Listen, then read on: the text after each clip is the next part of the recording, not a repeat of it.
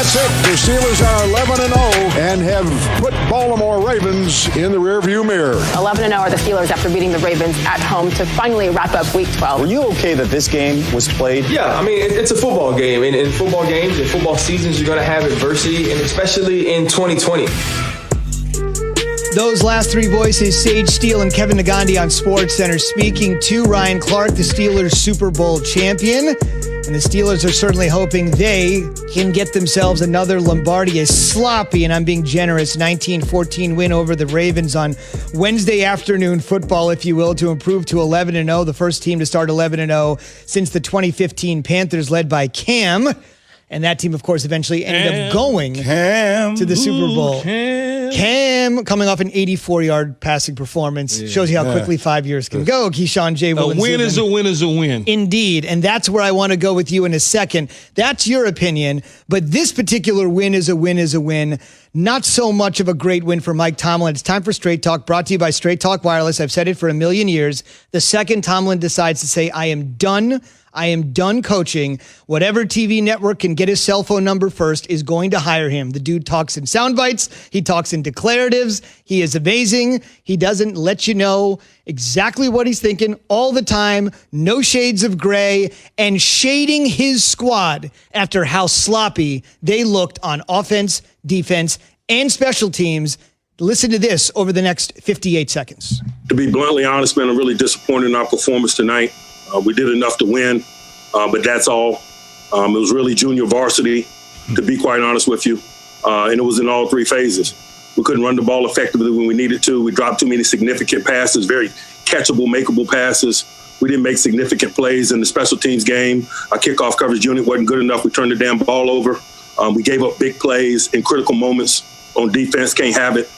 They converted a long run on a possession down before the half. Unacceptable. They had a 70-yard touchdown late in the game. Unacceptable. And so we're fortunate tonight. It's good to proceed with the victory. I acknowledge that.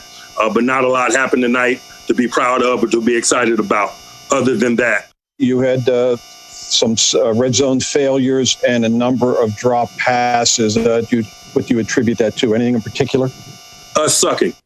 Straight Talk Wireless. I love him so much. No contract, no compromise. I do too. But after hearing that little diatribe there from Coach Tomlin, both of you in separate ways are saying, Coach, chill, bro. It's just one game. No, I'm not saying that. He's correct and he's right. I'm saying it's one game. They won the game, but when you look at everything from the first quarter to the end of the game, they were not perfect, as he said, in any phase of the game. Whether it's McLeod fumbling on the punt return, whether it's Big Ben fumbling or throwing an interception, or whether it's getting beat on a long play from Hollywood Brown, cutting back against the grain, all of those sort of different things, whether it was RG3 scampering, whether it's the receiver Johnson dropping a number of passes. He plays receiver. You got to catch the ball, bruh. Slants wide open, touchdown, Ben puts it on you. It's receivers in the league that would die to have that opportunity to score a touchdown. I get it. That's why I say they've got to clean this stuff up. They've got to show me something if they plan on playing Kansas City, whether it's in Pittsburgh or Kansas City or neutral site. To beat Kansas City, they've got to clean that up. Because whatever that was last night, if they take that to Kansas City, when they play Kansas City, because I believe they will possibly be playing, they're going to get run out the building. And I think Mike Tomlin knows that. That's why he's so passionate about, communicating and letting everyone know that my team's not very good. We didn't show anything last night. Not one thing in that game I walked away from saying, man, they're going to get Kansas City a run for their money. Not one thing. And I understand, T.J. Watt was covering Hollywood Brown on a wheel route out of the backfield. And Hollywood Brown was 4 yards in front of T.J. T.J. was grabbing for dear life. It just so happened Robert Griffith III threw a ball that looked like he was throwing from the outfield in baseball to third base on a straight line drive. Patrick Mahomes is not missing that throw to Tyreek Hill. And so you've got to clean those little bitty things up, and Mike T certainly knows that. Not going to fool me on this one. This game yesterday was an anomaly to me, Key. The Steelers, as I understand the internal perspective from Mike Tomlin and your perspective, right? Because you're thinking about the Chiefs. How do we win the whole thing? The reality is this team hasn't played since November 22nd, right? A lot of their stuff has been in flux. And I can understand James Conner not being there, having the anxiety of, are we going to play today? Are we going to play tomorrow? It just looked like they were out of sync. And I understand there's things for them to work on, but like that has to play into it a little bit. We still are talking about a team that is 11-0, correct? An undefeated team. Now they've blown only 3 teams out this year. Only 3 teams out this year. Every other game has been somewhat close, and I understand how that can be used against them in the argument, but I also can make the other argument by saying this team knows how to win ugly.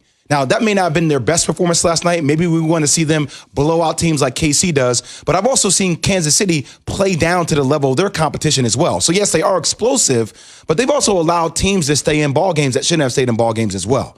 So I hear what you're saying, but yesterday's game isn't that big of an indictment on the Pittsburgh Steelers to me. It's not that big of an indictment, but when you take on a team that's basically missing Mark Ingram, J.K. Dobbins, Lamar Jackson, and a host of other players, and you put that type of performance out on tape, it does not serve you well. Okay, but Key, there's some key. Your body is all about rhythm. Right? Like you get into your routine, you get into your rhythm. I know if I don't play in a game for a little bit, like in basketball, if I don't play in a game for like a week, I'm going to be rusty. Like, let alone 2 weeks. I understand what you're saying about a routine and rhythm and playing and all of those sort of things. It does not take you 4 quarters to get going. It does not take you 4 quarters to get going. Ben Roethlisberger was delivering the football. They were dropping it. It has nothing to do. You're messing around with RG3, who hasn't stepped on the field as a starter since week 17 a year ago. And that happened to be against you. And so when you are struggling to put away a team that is less than, there's concern from the head coach, which should be. Because if that was any team that had a quarterback that could play, Pittsburgh would have lost that game. You know, and that's just the reality of it. They would have lost the game. If they had anybody else, if they were playing Kansas City, man, that score would be 50 to nothing probably. You're right. They were ravaged. Man. The opponent was ravaged. They couldn't handle Baltimore's second and third string quarterbacks. One other note, Bud Dupree for the Steelers. We believe he has boy, does it ever. 8 sacks this season, and does it also hurt him financially? He's set to become a free agent in the spring. It just depends on what the medical looks like. Indeed, and they've also already lost Devin Bush to an ACL. So we'll see. They're perfect, but they've been able to do it with one hand tied behind their back, Bush especially like it was on defense. A year ago, doesn't it? Yeah. Just a few weeks ago. But yeah, those 2 guys on the shelf the rest of the way. Well, that's the last time they played was like a year ago. It felt like it, right? November 22nd does feel like a year ago. Keyshawn, J. Will Zubin, presented by Progressive Insurance. All of our guests, including Dominique Foxworth, who will join us in moments, join us on the Shell Pennzoil Performance Line. On the way, Neek with a very interesting take. Simply put, why he thinks the Steelers have to go perfect, no margin of error, to win the Super Bowl. His rationale on the way after Key has this.